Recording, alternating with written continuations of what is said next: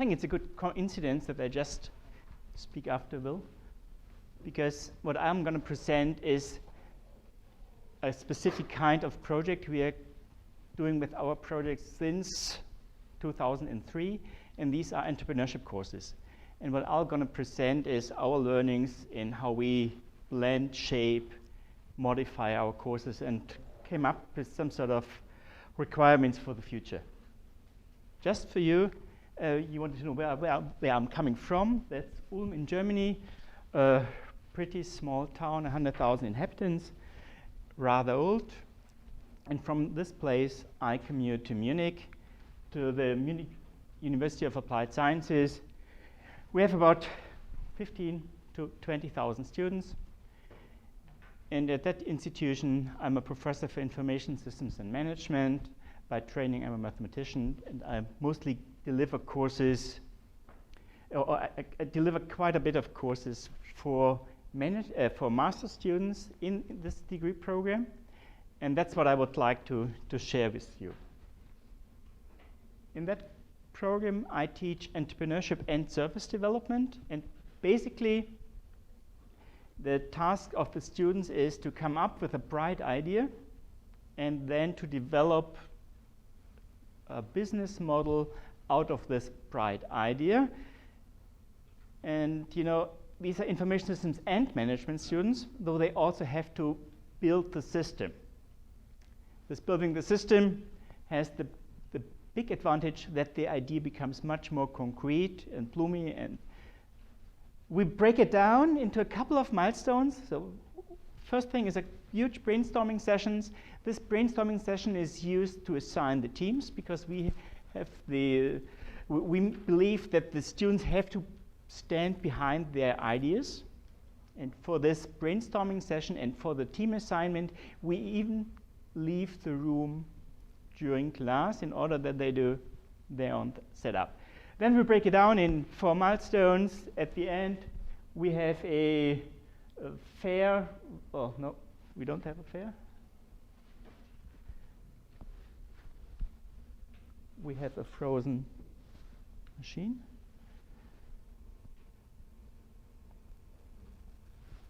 Yep.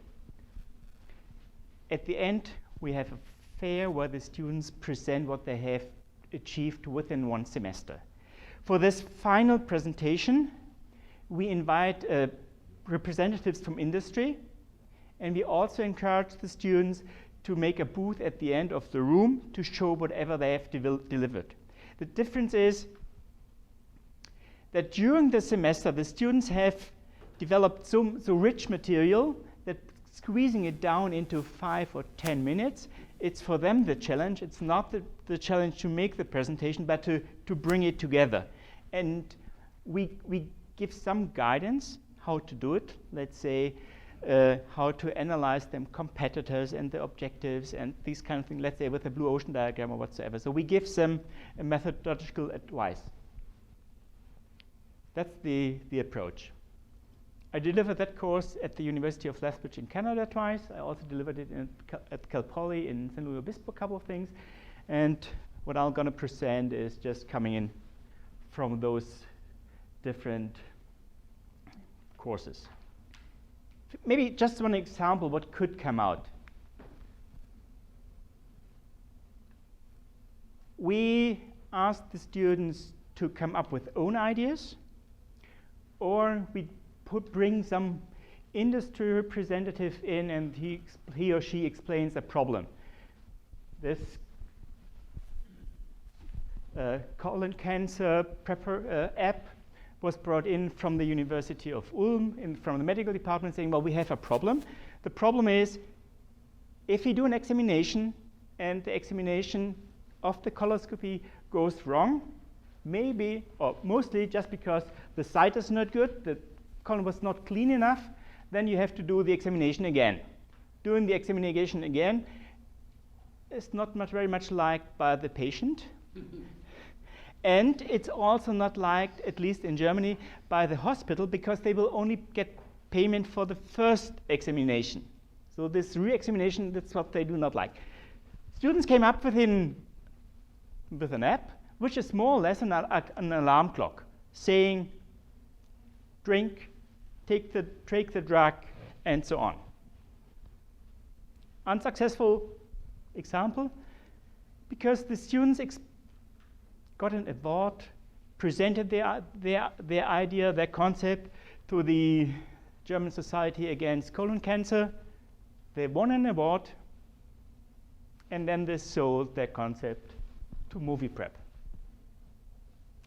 So no company founded, no new business.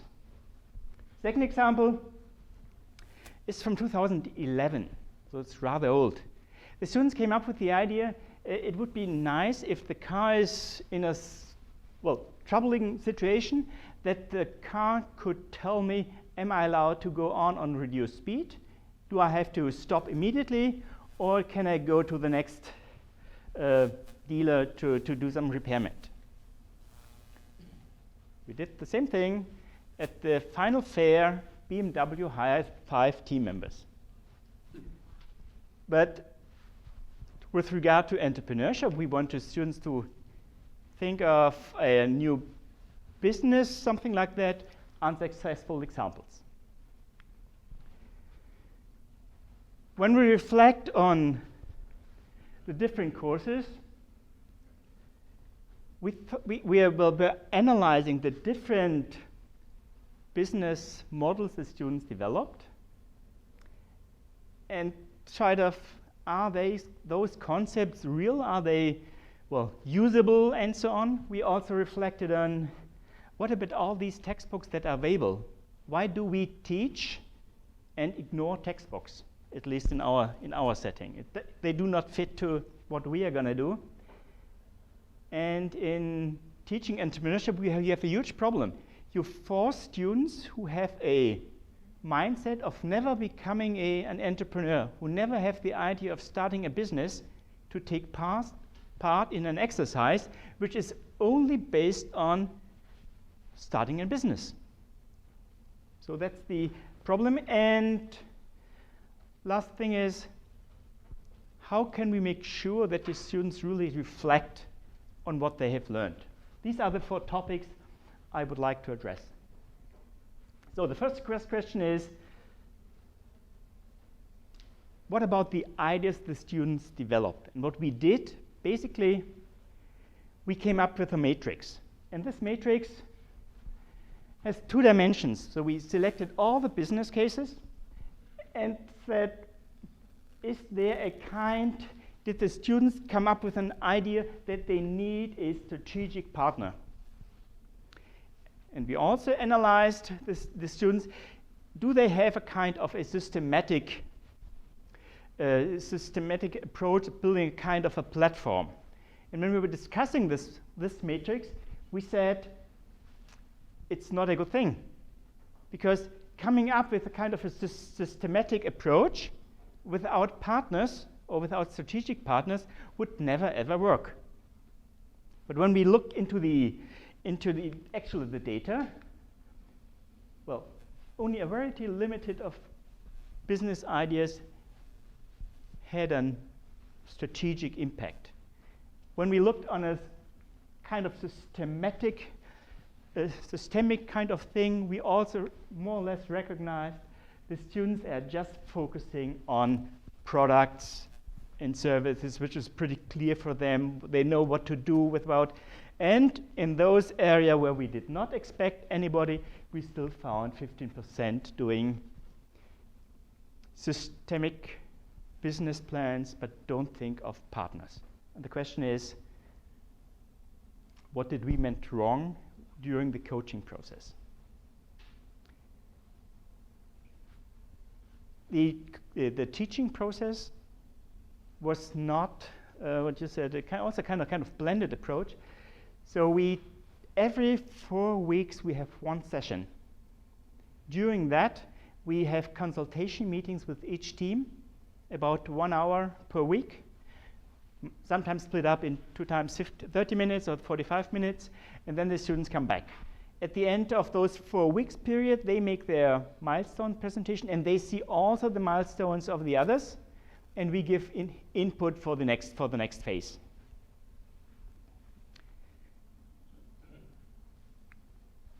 Let me come to the next area. Why do we not use textbooks? Or actually, we write a syllabus, you recommend a textbook, but we do not make use of it. So we came up with, well, a couple of times was already mentioned, design thinking. And what we enforce the students during the coaching process to go to potential customers, to go to potential partners, to pitch their ideas somewhere else. So the students are forced to rethink their idea and to work on a next iteration. So that's the way of how we teach it. When you look at textbooks, and that's what the kind of analysis we did, we took the 10 most selling textbooks in German and Amazon.com. And those textbooks we tried to analyze with a qualitative analysis scheme. So we came down to 10 design thinking concepts, and then we're trying to identify if those concepts, like some kind of agility is just one example, is this represented in the textbooks. And just by comparing the numbers of pages limited or restricted to design thinking, comparing to all the other stuff, you see, well, it's not in the focus. Business modeling, in this regard, is meant to filling out a form, and if I filled out the form, then I am done, and I do not have to rethink the value proposition, the partnership, and so on. But that's not the real life. Number 3, forcing students to work on entrepreneurial contexts, and they do not have an intention to become a business owner. We did, and this is what we do in the undergrad area, where we did really good experience so far. We switched it completely. We say the students go to, we go to the students, and so go to Kickstarter, Indiegogo, one of those crowdfunding platforms, pick up 3 business ideas, which I just launched the last 3 or 4 weeks. Pick one of those ideas or 3 of those ideas and decide if you would like to invest in that idea. And the analysis is thinking of this example. Is there trust in the idea? Is there trust in the team? Is there trust in the business model? Just one example over here. It's a kind of cool blanket. Would you believe in an idea like that or not? In that case, I think they collected really a lot of money. So in this regard, after doing this, not working with self-developed business ideas, but with judging of business plans, I think more or less the content we brought into the brains of our students is just the same. They know if they would trust, what are the success factors, what's the value proposition, is the value proposition good explained. So to some extent, this is a good vehicle to do basic entrepreneurial education. And it also introduced go away from this linear thinking and rethinking whatever's going on. The students check all the time how good their selected ideas are doing on Kickstarter or whatever platform they used. And I think it's also a good way to introduce blended learning and to have online and offline kind of things. Last element is closing the learning cycle and thinking how can we engage students. I think we engage students pretty much when it comes to developing their or pitching their own idea if they have been working with it. But with my 2 unsuccessful examples, which I just showed to you, did I fail as an educator in this respect? Well, I put in bracket this "un" because those students after 5 years came back to me and said, well, not the whole team. In each team, 1 student, I would like to start my own business. So to some extent, the idea implanted into the brain of the students, they came back. And they even remember that I was the person who was teaching that course. I do not know if you know Kolb's learning cycle. Pretty often, the students, they write the business plan, they have the final presentation, and after the final presentation, they write some sort of assignment, and in this part of the assignment, there's the reflection built in. Those 2 students who came back to me after a couple of years, they more or less internalized the concept and said, well, I have a new idea, and I would like to test what I've learned 5 years ago to start my own business. But unfortunately, this was just luck. It was not a clear planning of the course outline that the students were going to come back to me. We have another course where we teach management decision making, which is an example, I think, where we can really close this learning cycle. It's a business simulation on the semiconductor industry. Students have to take decisions, 200 decisions in 2 to 3 hours. We do this on a block in 3 to 4 days. And we try to bring the students out of their comfort zone. Out of their comfort zone is, first thing, they have to hike up a mountain for 2.5 hours. And after 2.5 hours, we have the presentation, what is this stuff all about. We use a beer table as the blackboard. And you might even see beer on the table during the lecturing.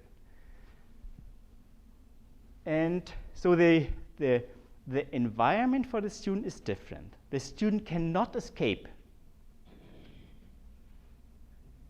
And we also introduced some sort of, well, one thing, there's a business simulation, so you have 5 teams trying to run their own company, but you can compare the companies by the share price.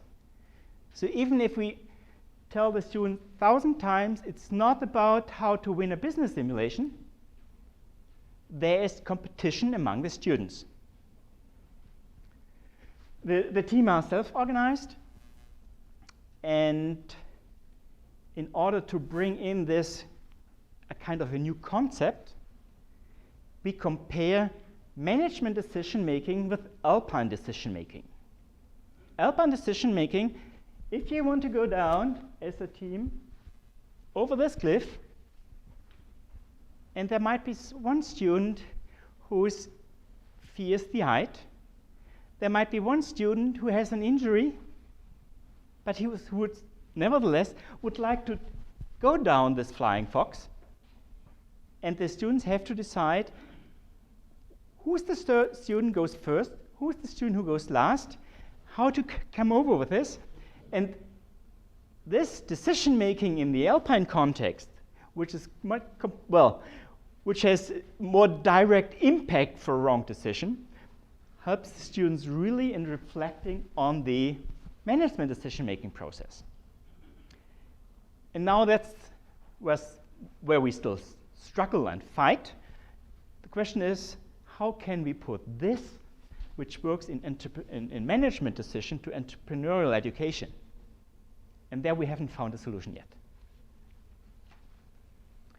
So just let me conclude. So we have to go away from thinking that entrepreneurial education is just filling out a business plan form and submit it. Textbooks, I mentioned on it, it's more or less in my teaching environment, delivering students just-in-time information. So they come up with an idea, and I tell them, you should go to this and this person. You should contact that person. You should make a short survey. If you do not know how to do this, how to construct the survey, have a look at this. So it's a kind of delivering just-in-time content, and it's pretty hard to prepare all the material up front. The thing is, narratives like videos are really a good way to bridge or to keep the students emotionally involved in entrepreneurial education, even those who do not want to start their own business. Last but not least, reflection is important, but in my opinion, it's just the beginning of the learning cycle and not the end. And I'd like to start to conclude with a personal remark. Teaching this entrepreneurship course, I think it's from my favorite course. I really love to teach it. And one difference compared to all the other courses, I teach this course always jointly with a colleague. Because students come up with crazy or stupid ideas, and I might not agree with them, but the colleague might agree.